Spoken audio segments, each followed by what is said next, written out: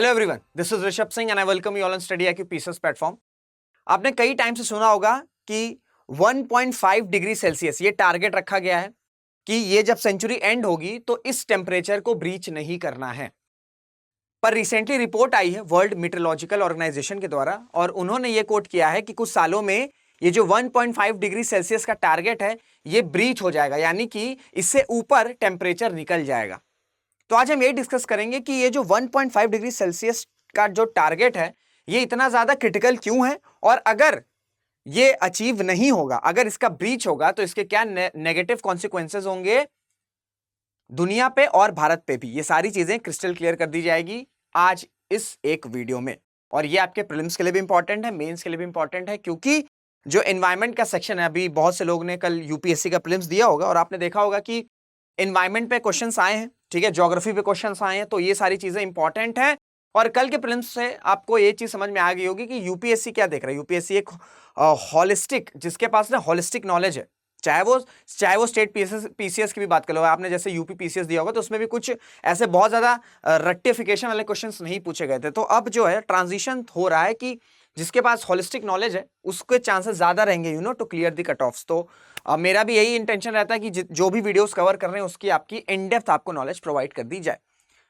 तो जैसे कि मैंने आपको बताया कि 1.5 डिग्री सेल्सियस का टारगेट रखा गया है। पहले ये टारगेट 2 डिग्री सेल्सियस का था, पर बहुत से ऐसे आइलैंड नेशंस हैं, छोटे छोटे देश हैं, जिनके ऊपर सी लेवल राइज का बहुत ज्यादा थ्रेट है। तो उन्होंने कहा, ठीक है, उन्होंने कहा कि 2 डिग्री सेल्सियस का जो टारगेट है ये नहीं और इससे कम रखना होगा। उसके बाद जाके 1.5 डिग्री सेल्सियस का जो है वो टारगेट सेट किया गया है।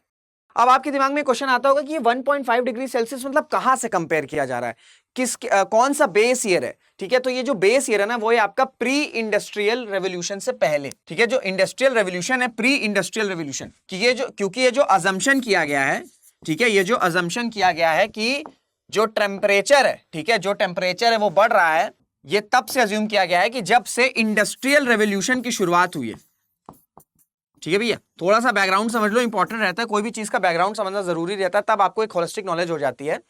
तो जब से इंडस्ट्रियल रेवोल्यूशन की शुरुआत हुई है 18वीं towards late 17th century and early 18th century, तब से ये डिपेक्ट किया गया है कि टेम्परेचर में राइज होना स्टार्ट हुआ है, क्योंकि यहां से आपका कार्बन इमिशंस जो है वो स्टार्ट हुआ था एटमॉस्फेयर में, क्योंकि यहां से फॉसिल्स की बर्निंग स्टार्ट हुई थी, बड़ी बड़ी मशीन्स लगी थी, ठीक है, इलेक्ट्रिसिटी हुई थी, तो सारी चीजें थी। इस वजह से जो प्री इंडस्ट्रियल रेवोल्यूशन टेम्परेचर है हमें उसको अचीव करना है, तो वो अचीव हो सकता है, ये टारगेट रखा गया कि जब ये सेंचुरी समाप्त होगी, ये जो 21st सेंचुरी चल रही, जब ये समाप्त होगी तो इस सेंचुरी के एंड तक 1.5 डिग्री सेल्सियस का जो टेम्परेचर इसे ब्रीच नहीं होने देना है। पर अभी क्या हुआ है, अभी वर्ल्ड मेट्रोलॉजिकल ऑर्गेनाइजेशन ने ये रिपोर्ट में कोट किया है, जो रिपोर्ट का नाम है, आप रिपोर्ट का नाम भी ध्यान रखना, state of global climate 2022।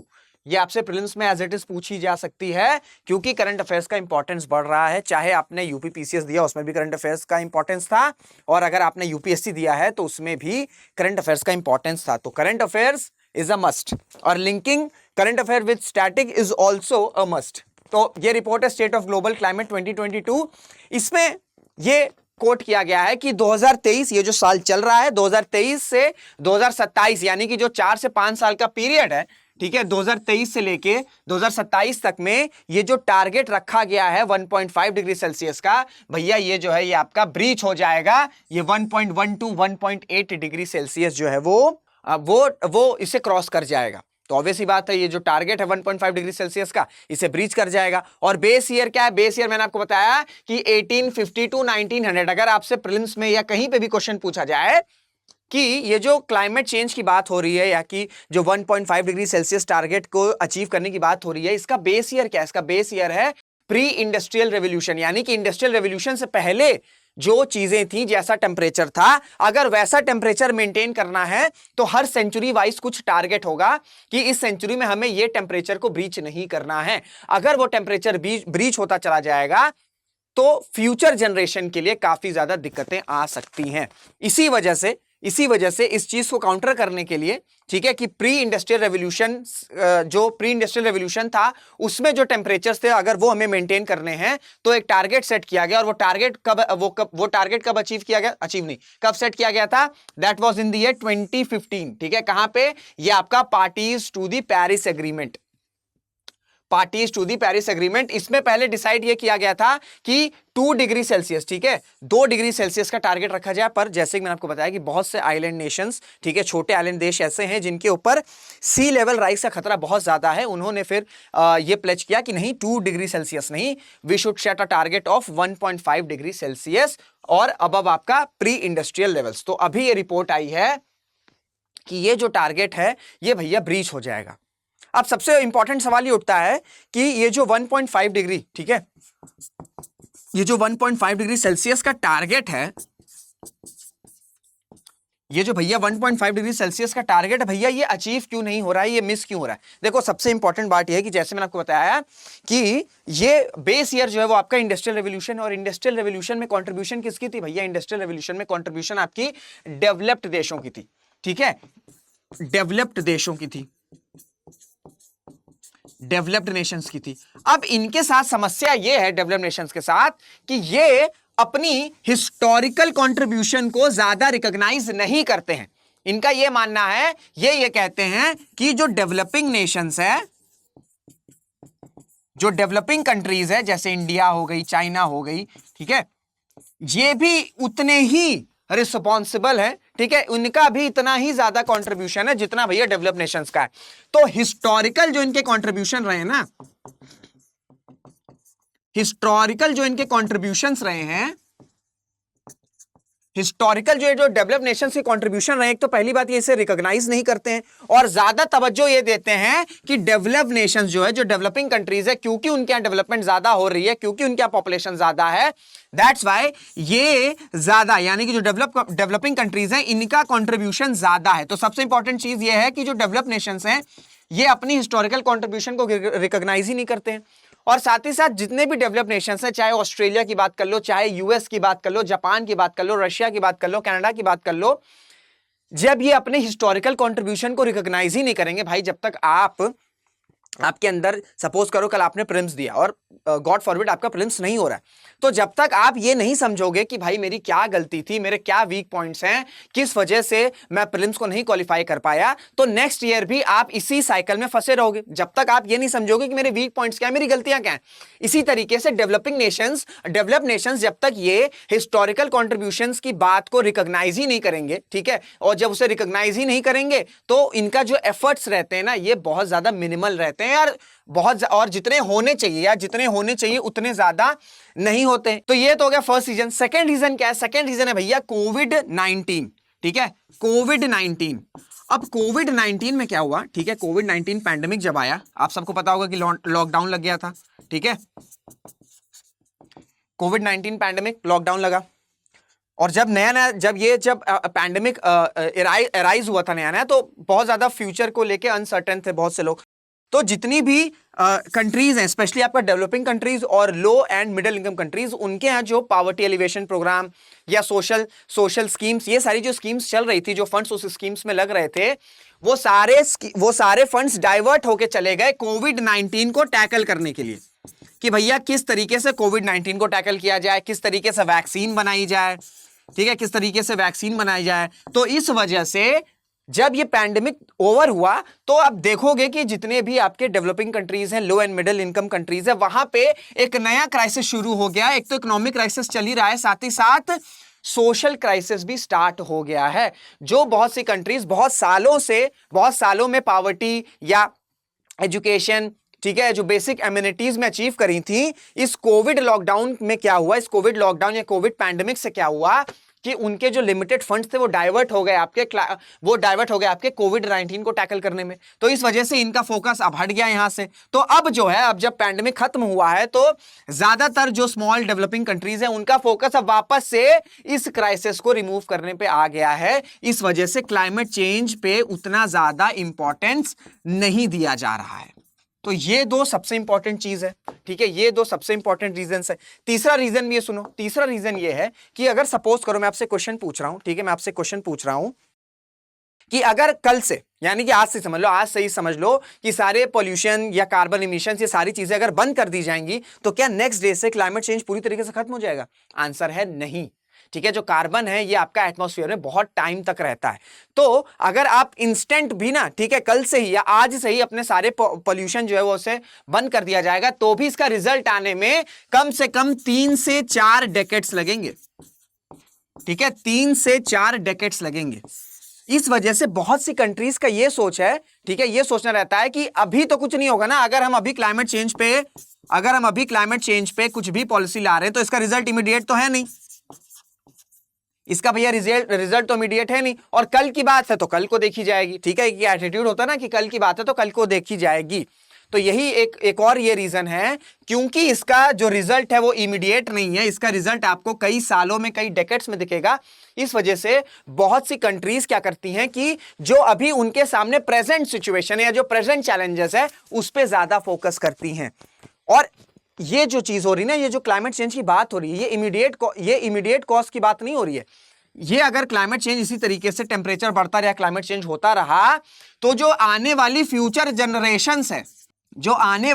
Generations है उनके पास भैया रिसोर्सेज ही नहीं रहेंगे, या रहेंगे भी तो बहुत ज्यादा लिमिटेड रहेंगे। और जब बहुत ज्यादा रिसोर्सेज लिमिटेड रहेंगे, पॉपुलेशन बढ़ती चली जाएगी, तो ऑब्वियसली बात है बहुत ज्यादा क्राइसिस होने लग जाएगी आने वाले समय में, आने वाले फ्यूचर जनरेशन में। इस वजह से ये जो 1.5 डिग्री सेल्सियस का टारगेट रखा गया ना भाई, ये जो टारगेट रखा गया है ये बहुत ज्यादा एक तो बहुत ज्यादा इंपॉर्टेंट है और साथ ही साथ क्रिटिकल भी है।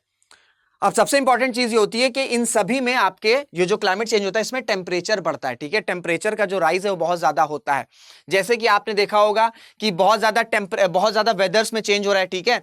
अब जब बहुत ज्यादा वेदर में चेंज होता है, बहुत ज्यादा अगर टेम्परेचर में चेंज हो रहा है, ठीक है, आपको लगता होगा कि 30 डिग्री अगर अभी चल रहा है तो 31.5 डिग्री हो जाएगा, तो इसमें क्या चेंजेस हो जाएंगे? उसमें चेंजेस आपको नहीं कुछ फील होंगे, पर जो क्रॉप्स हैं, ठीक है, जो क्रॉप्स हैं या जो वेदर पैटर्न है, इन पे बहुत ज्यादा इफेक्ट आएगा। और जब क्रॉप्स ये सारी चीजें सही से नहीं ग्रो करेंगी तो इसका इंपैक्ट सीधे फूड पर पड़ेगा। इस वजह से फूड सिक्योरिटी आने वाले समय में एक इंपॉर्टेंट चीज है। अगर टेम्परेचर इसी तरीके से राइज होते रहेंगे, अगर इसी तरीके से वेदर पैटर्न्स चेंज होता चला जाएगा, तो जो रेगुलर एग्रीकल्चर पैटर्न्स है उसके बेसिस पे क्रॉप्स नहीं उगेंगी। जब क्रॉप्स जो है वो लिमिटेड, यानी कि खाना अगर लिमिटेड रहेगा और पॉपुलेशन बढ़ती चली जा रही है, तो ऑब्वियस सी बात है फूड सिक्योरिटी होगी, ठीक है, फूड सिक्योरिटी का सबसे बड़ा इशू हो जाएगा। तो सबसे इंपॉर्टेंट चीज आपका फूड है, ठीक है, क्रॉप्स है। इसी वजह से आप देखोगे कि जो छोटे देश हैं, इथियोपिया हो गया, नाइजीरिया हो गया, साउथ सुडान हो गया, सोमालिया हो गया, जो अफ्रीकन नेशंस हैं, यहां पे फूड सिक्योरिटी लगातार एक इशू रहता है। एक तो रशिया यूक्रेन वॉर की वजह से भी चीजें चल रही हैं, ऊपर से अगर इस तरह के टेम्परेचर भी बढ़ते चले जाएंगे तो ये जो क्राइसिस है ये डबल ट्रिपल होती चली जाएगी। फिर एक तो फूड का हो गया, उसके बाद आपका जो माइग्रेटरी स्पीशीज है भैया, इस पे भी बहुत ज्यादा इंपैक्ट होता है, क्योंकि अगर टेम्परेचर बहुत ज्यादा बढ़ता चला जाएगा तो बहुत सी माइग्रेटरी स्पीशीज हैं वो टेम्परेचर को सहन नहीं कर पाएंगी, ठीक है, सहन नहीं कर पाएंगी, क्योंकि उनका एक ब्रीच होता है, ठीक है, उनका एक ब्रीच होता है कि इतने टेम्परेचर पे ही वो थ्राइव करेंगी। जब वो टेम्परेचर बढ़ता चला जाएगा ऑल ओवर द ग्लोब, ऐसा तो नहीं है कि क्लाइमेट चेंज कुछ जगह होगा कुछ जगह नहीं होगा, ऑल ओवर द ग्लोब होगा। तो इस वजह से माइग्रेटरी स्पीशीज जो है इन पे बहुत बड़ा थ्रेट रहेगा, साथ ही साथ कोरल पे थ्रेट आएगा, और ये दोनों चीज बायोडायवर्सिटी के लिए बिल्कुल भी अच्छी चीज नहीं है।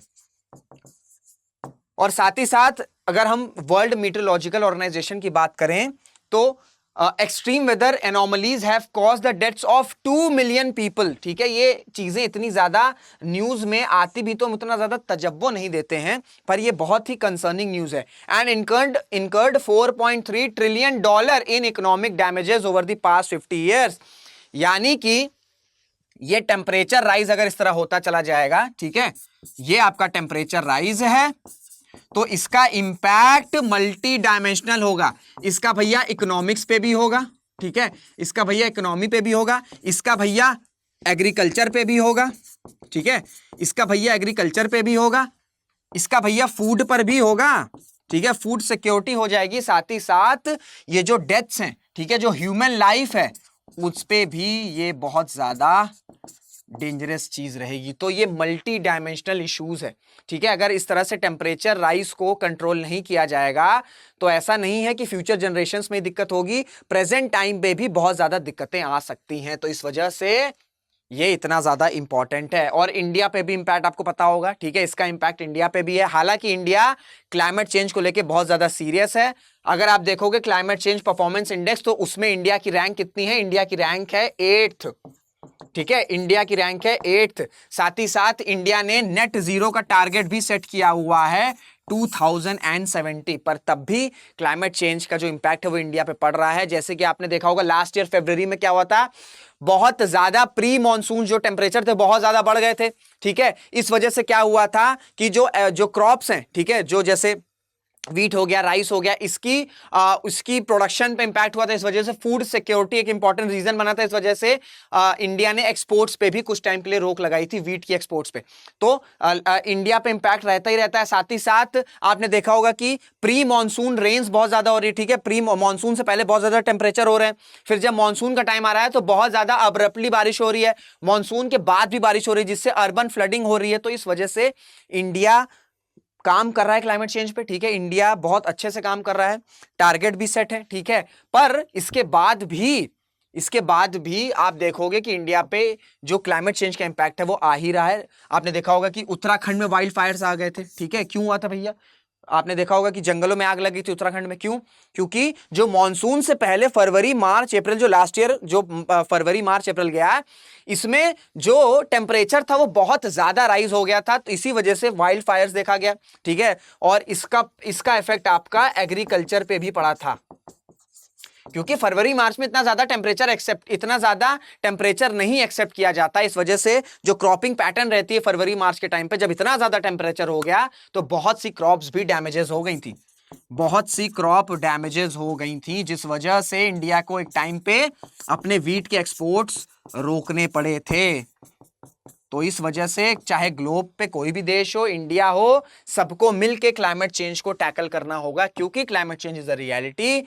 क्लाइमेट चेंज के वजह से रिसोर्सेज अगर लिमिटेड होते चले जाएंगे तो आज भले इसका इफेक्ट आपको उतना नहीं दिखेगा, पर आने वाले कुछ डेकेड्स में जो हमारी फ्यूचर जनरेशंस आएगी उनके लिए एक बहुत बड़ी क्राइसिस जो है हम छोड़ के चले जाएंगे।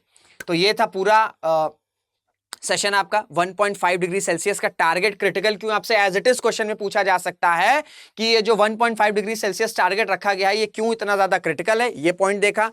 ये क्यों मिस हो रहा है ये देखा। इसका इंपैक्ट क्या रहेगा इंडिया पे और ग्लोब पे ये भी देखा। और मल्टी डायमेंशनल हमने देखा कि इकोनॉमी पे भी पड़ेगा, ठीक है, बायोडायवर्सिटी पे भी पड़ेगा, ठीक है, फूड पे भी पड़ेगा, एग्रीकल्चर पे भी पड़ेगा, ह्यूमन लाइफ पे भी पड़ेगा। तो हर सेक्टर्स, हर डायमेंशंस पे क्लाइमेट चेंज का इंपैक्ट पड़ेगा अगर हम टेम्परेचर को कंट्रोल नहीं करेंगे। तो that's why it is very very very important.